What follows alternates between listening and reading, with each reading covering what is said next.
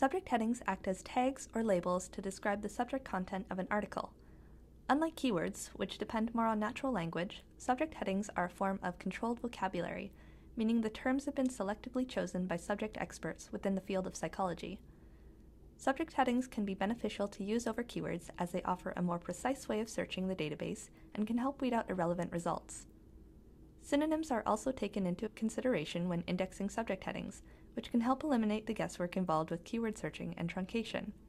As a result, using subject headings in your search is one of the most efficient ways to retrieve items on a particular topic.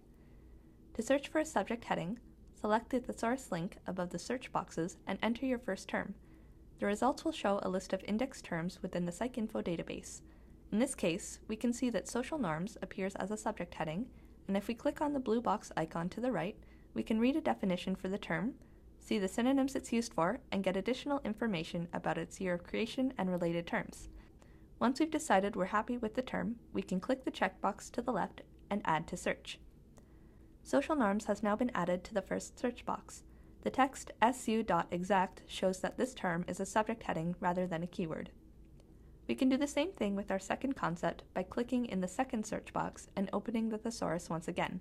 Like social norms, bullying also appears as a subject heading within PsycINFO. If we look further to the right of the screen, we can also see two additional checkboxes, Explode and Major. Major is used to retrieve only articles where bullying is treated as a main topic rather than a minor one. To understand what Explode does, we'll have to click on the hyperlink title of the subject heading. This takes us to the tree or hierarchy view, which puts the subject heading in context to other broader or narrower terms.